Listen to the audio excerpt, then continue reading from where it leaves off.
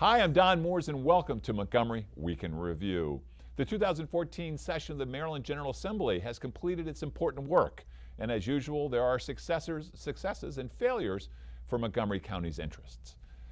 Melanie Wenger, Director of Intergovernmental Relations for the county, will give us all the details.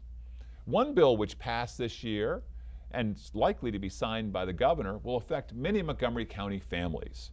This will increase the estate tax exemption for Marylanders across our state. Here to report on this is Shu-Ping Chan from U.S. Asia Links. CSAAC, our community autism organization, has been in Montgomery County since the 1970s, working with adults throughout our community who suffer from severe autism. Since April is Autism Month, we'll review the current activities of this wonderful organization. Diane Paregol, the executive director, will tell us all about it. The League of Women Voters of Montgomery County recently presented a film produced by Robert Reich about income inequality throughout the United States. Diane Hibino, a member of the League who organized the presentation and the follow-up panel discussion, is here to tell us all about it. Melanie, welcome back. Thank you. It's good to be back. It seems like yesterday we were looking ahead at what would happen in this year's General Assembly. Now the General Assembly, just the sine die is over. We look back. Tell us a little bit about, not so much about winners and losers, but what was the tone of the General Assembly in this election year? It was actually really interesting because you kind of looked, and I mean, the governor, this is the last year of his two-term office. He's term limited. So you go, well, what is going to happen? Because it has really been, I guess I call it almost an activist legislature for 8 years now. Right. And so you go like, what is left to do? And it turns out there were a couple of things the that governor were is left ambitious. to do. I mean, we've heard rumors he wants to become president or vice president or something. So this was his chance to lay down his legacy, wasn't it? It really was, and he went out on a couple limbs on things. I mean, he went out on a big one, the minimum wage, and we saw that pass. As you know, the two Washington subdivisions, Montgomery and Prince George's, had of sorts gone out on their own this fall with the higher minimum wage. So, you know, our office and our people were watching that issue closely. We had a lot of delegation members sponsor that, and it came to pass. Right. I think that's a good thing. Lots of other things happened too. Again, highlights, lowlights. Do you have 6 hours? Well, what are some of the things that were of most interest, you think, for Montgomery County? Why don't we start with some of the positives? I mean, Okay, well, I will actually start with the positive that didn't actually end up so positive, but we think that, you know, something's going to come to pass on this front. The county's key priority this year was actually laying the groundwork to do a lot better on the public school construction program, because Montgomery County's school population is growing by keeps going. 2,500, 3,000 students a year. That's a high school. And this, in fact, high school every year. It's a high school every year, and I think sometimes the rest of the state's not so aware of that. I mean, sometimes our enrollment growths have been in like certain times larger than the entire enrollment of some of our smaller subdivisions in the state. So we went out and we said we need to start laying the groundwork because we've got a burgeoning issue going on here. We found some friends. Baltimore County and Prince George's County did team up with us, and we did, you know, go out with the push, and we did lay the groundwork. We were unfortunately caught on sine die night in the film tax credit scramble. And again, I think our goals where we wanted a huge sponsorship line on these public school construction bills, got that, checked that box. Okay. And then we actually we're really kind of hoping that we would see it turn into a study and see that pass, and that failed on sine die night. But we had other successes, capital budget things like What that. about any big failures that even the governor is disappointed in, that he was pushing for that didn't get passed? You know, I really don't think that there were. I think, you know, the governor, I think he had a tremendous run in 8 years, and I think the legislature looked and said, you know, we're going to hang in. I think he had an agenda too that was doable, and so it happened. Where do you think the wind power issue is going to end up? I know that the legislator voted for it. He's kind of sitting on the fringe right now. I followed that late. I think the debate was about whether or not it would be a study. Are you talking about the issue on the Eastern Shore? And that was pretty interesting to watch set up. But because I was watching a couple of other issues, I can't tell you exactly how it ended up, but I think that it turned out to be a study, if I'm correct. I hope I'm not saying something that's incorrect about that. Always a study.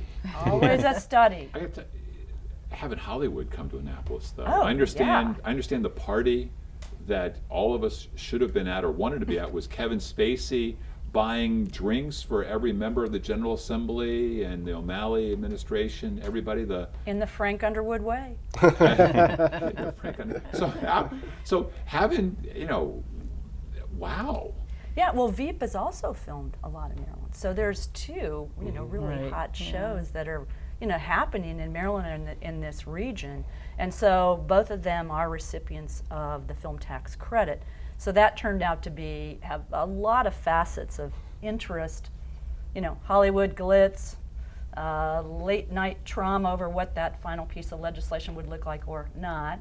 Right. And as you know, that was a or not. Right. But And they ultimately voted to, or didn't vote to increase the the tax piece of credit. legislation failed. Right. But that doesn't mean, the piece of legislation was increasing the tax credit amount. Right. And there is money in the budget. So, I think that the thought is that we won't see Veep and Netflix maybe running out tomorrow, but there's no official word on that. So we should hear from Frank Underwood any day now about what his feeling is on that. In domestic violence cases, I think there was a win for the victims. Before it was, I think it was overwhelming or preponderance of evidence Right. of violence in domestic violence cases, and now it's just a much lower We're going to have 30 bar, seconds left. so that it will help victims. Right, in and we the wrote end. that up as a tremendous thing because that's been going on, and also violence in front of a child. Yes. That piece of legislation been out there for a long time. Finally passed this year, so there are a lot of good things that did happen this year. But you never know. It's my former boss, the Senate president, said on signing day, says like, never fall in love with a bill. Never fall in love with a bill. Melanie, thank you. We look forward to maybe as the dust settles, maybe seeing you back again, Great. and I'd then love to come looking back. ahead Thank to you. what goes on in the 2015 session. New governor, new legislature. Thanks. How are you, Shu-Ping Chan? Hello, Don. Good to be back. It's great to have you back. Estate tax, maybe what we could do is, Yeah, for a little folks who background. don't understand, a little background. would be Sure. Well, basically, the estate tax is the tax that either the state or the federal government imposes on the estate of someone after they die. great. And the So estate is what? the estate is all your assets. Basically, add up all your assets, all your house that you own in your name, or half the house if you own in the name of your spouse, insurance, retirement, everything that you own. Basically, that is your estate after you die. So someone comes in and calculates what that amount is. Right now, in 2014 in Maryland, if you die and they calculate your estate to be over $1 million, you get taxed. Okay. But below $1 million, you don't. The federal estate tax is it's $5 million since 2011, but it's been adjusted for inflation every year, so it's about $5.3 million now. So basically, any estate that's below that is free of federal estate tax. Anything above that is taxable to So the idea is, and I used to do some estate planning here and there, is that Maryland is not a great state to pass away in. That's correct, because So- Virginia is zero estate tax. They did away with their estate tax in about 2007. So basically, for people who have that amount of wealth and making a decision, should I live in Virginia, should I live in Maryland, that might be a small factor, maybe not the biggest factor, maybe a small factor in deciding, you know what, because I have this amount of assets, I want to pass tax-free to my children or to other heirs, then I might want to choose Virginia versus Maryland. So what the bill does is that it will slowly increase over a matter of, I think, 4 years, right? Right now it's 1 million, then go up to 1.5, then 2, then 3, and then 4 years later, it will be in parity with what the federal estate tax exemption is, which is estimated to be about 5.9 million because of inflation over the next 4 years. So impact on the state is less revenues for the state, correct? Well, yes and no. Short term, yes, because that will decrease the amount of estate tax payable to the state. But I think what's the intangible is that what will that affect decisions by wealthy individuals to stay in Maryland or to move to Maryland? And if they do move to Maryland, then the state will collect over the long haul greater income tax, because they might earn income from interest and dividends and capital gains. They earn their income from their work. So it's offset. I think overall the legislative study was that overall it will be a positive net effect economically for the state over the long haul after 5 or 6 years. One of the questions I've always had is, where does insurance fit in? Insurance benefits, is that part of the capping in the Yes, $1 that million is. number? Yeah, that is. If it's a one-time payout, it will be part of the estate for the estate calculation tax purposes. How about if it's not a one-time, if it's spread as an annuity? No, that it's not. Okay. Yeah, so that's if it's a one-time payout. If it's an annuity, then it's not calculated. So that's it's a very interesting thing. And the IRS came out with these rulings, 10, 20 years ago, figuring that out. So that's what whatever the IRS says, that's the law. That's the law, exactly. I always wondered what else does the state of Maryland do, maybe both of you can answer, that actually keeps us from having increased population of perhaps people who own companies or even companies themselves compared to Virginia. I didn't know this, so now that's another reason why people might not want to move to either Montgomery County or to Maryland. Well, generally for businesses, I think Virginia is more favorable, and that's always been the at least by reputation. And I think a lot of companies do choose to go to Virginia. Unfortunately, I mean, from my personal perspective, I mean, just to set up a company in Maryland takes a lot more headache than it is for Virginia. Because I mean, I think one of the things you hear a lot about, and I think you heard this from the business community this fall, and I think they'll continue to push this, relates to the high state income tax. Because there's companies that organize as subchapter S's and it's pass-through income, and I think that they always look at that as an additional burden that occurs in Maryland. But I think one of the offsets is we have an incredible higher education system, an incredible workforce development, incredible workforce. So it's always kind of back and forth, that debate in the legislature, how that attracts or detracts. Yeah, I guess it depends on where you are in your station in life right at that moment. If you're elderly, then you're looking at state tax. But if you're starting a business, you're looking at business type of taxes. But overall, I mean, it balances out. Meaning, not one state isn't going to be more favorable than another overall. Generally, Maryland is the only state, along with New Jersey, that imposes both an inheritance tax and an estate tax. Inheritance tax is imposed for receiving an inheritance, but in Maryland, most immediate family members are exempt. So if you give money to your spouse, children, grandchildren, siblings, parents, grandparents, then you are not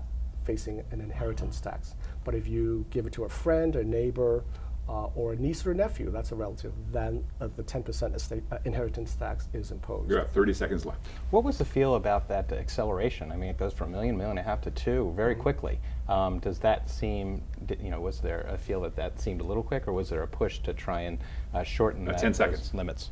Yeah, well, it was a gradual growth. So I think to get the votes on both sides, I think that was a good compromise. Well, that's our compromise. We'll be right back after these messages.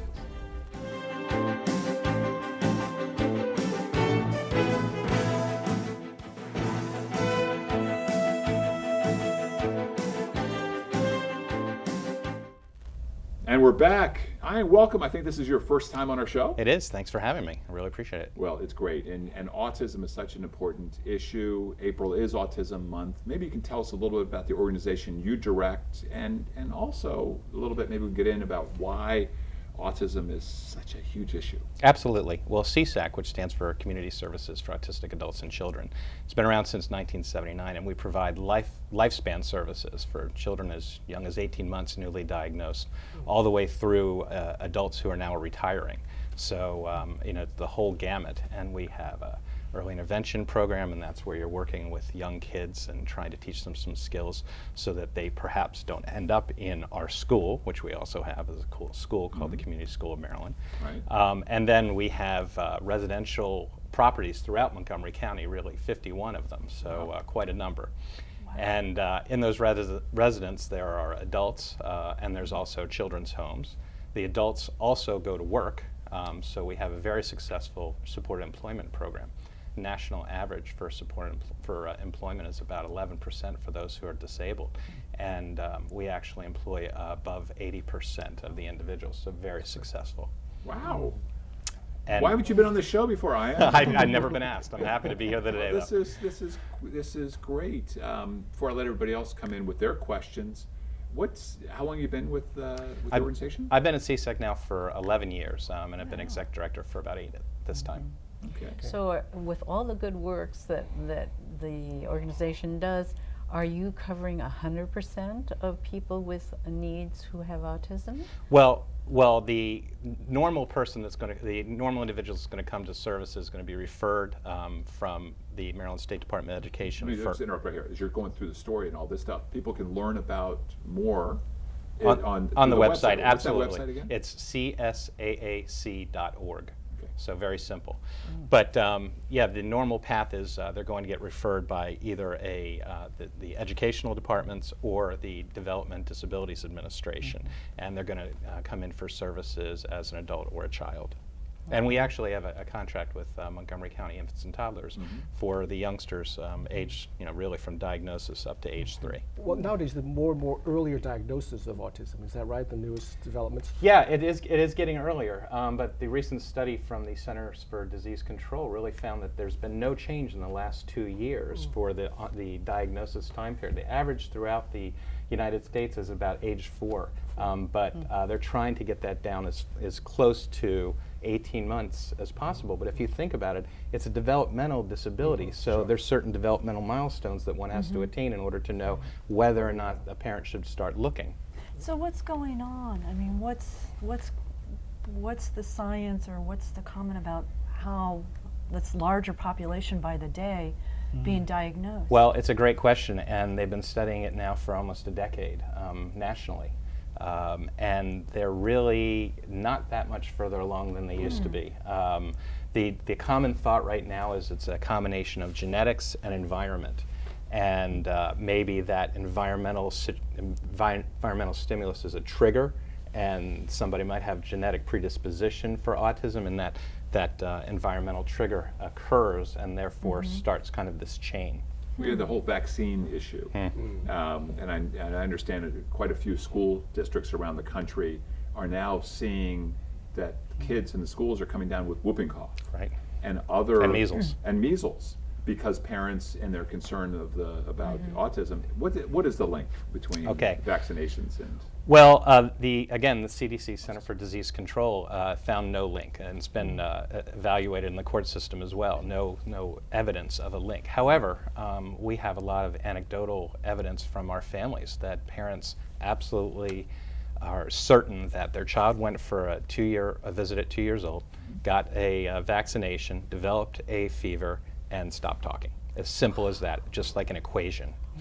So, and that's where kind of like the two sides take their positions. How can this be that my child, and there's so many stories like that, them and their peers. But on the other side, there's been a lot of changes in that vaccine, but the incidence continues to rise. So is it really the vaccine, or is it maybe the fact that that's when you start seeing developmental milestones at 2, and there's kind of like that causal connection as well. And the genetics side of it all, I did see a piece that said older fathers who are having children, there's a higher incidence of children with 20 autism. seconds on that answer. The studies are all over the place. Older fathers, older mothers, heavy people, light people, I've even everything. heard professions, if you're So, an engineer. and they're very small studies. I think everyone's just kind of grasping. They're looking for the clues. So we need more money, research, continued good. Really great work with supports, this. because ultimately, no matter what the money is, people are going to need to be supported. Diane, thank you so much. I really look forward to you coming back. My pleasure. I'm happy to be here. Great. Diane, Yes, the hello. League investigating income inequality. We did. What an important topic. It was an excellent documentary. Robert Reich, former labor secretary, gives a class to his Berkeley students. This is what's filmed, and it shows not only the history of it, why we have a middle class that's really hurting today. They are suffering from no wage gains. We're talking about minimum wage. They're suffering from jobs that are disappearing before their very eyes. And as a result, even though now we have 2 people in the family going to work, their debt continues to rise. So they're really suffering. And then there are the, let's say, the upper middle class and the upper classes that are not suffering at all. So the film kind of goes through the history of what went wrong and what is going wrong, and how the middle class is suffering today, and maybe what we can do for tomorrow. And so I always wonder now whether is it the government's role to step in and help out people? What Reich talks about government's role? in this? What does he say about He government? is saying that there has to be some safety net, there has to be some regulation so that I think he is saying because the rich are getting so rich, there has to be some control at that end, at the top end of all of it. But others are saying, you know, it's the workers themselves. They have to pull themselves up. And I'm sure there's something in the middle, and I think the film leaves us with the questions for us to look at. But it was very graphic to see the pain of the middle class and how, yes, they're making even more than minimum wage, but they're not making it. And with the recession of 2008-9 and the housing bubble, some of these people who thought they were trying to get to the American dream are now really, they're living with friends and family because they've lost their houses. Might it be in some of those situations that kind of our society has created a live beyond your means mentality? A lot of people, I think, that got caught in the housing bubble bought too big. Bottom But line. lots of times they were also told, if you don't buy now, you'll never get a house. I mean, it was really And the banks. an interesting era to have lived through and hopefully never have to live through again. Exactly. On what the messaging was. The message by now, and it was easier and easier for people to borrow. Right. And people were borrowing and being told, oh, sure, you can do this. What, you're making this? We'll just put down this. So that those are the people who were unrealistic, but they were urged and encouraged Well, to that's do what it, too. that's what the banks did. They just gave it too much easy credit, and then basically a lot of them lied, and that's.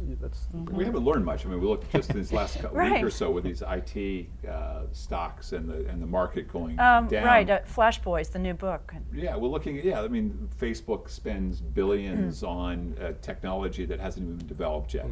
And we all come in, and where does this end? But I think one of the things that Reich, is, if I remember correctly, talks about a virtuous cycle and the negative cycle. And Right. and that if you have higher earnings and you have people with more jobs and you have more investment in infrastructure, that all builds upon itself. And those people can purchase more, so they're consuming more. That keeps other businesses alive. as And opposed to the there was vicious cycle. where everything goes backwards. And the interesting example was a man who's making hundreds of millions of dollars, but he himself said, and he produces pillows and other bedding materials, but he said, how many pillows can I purchase?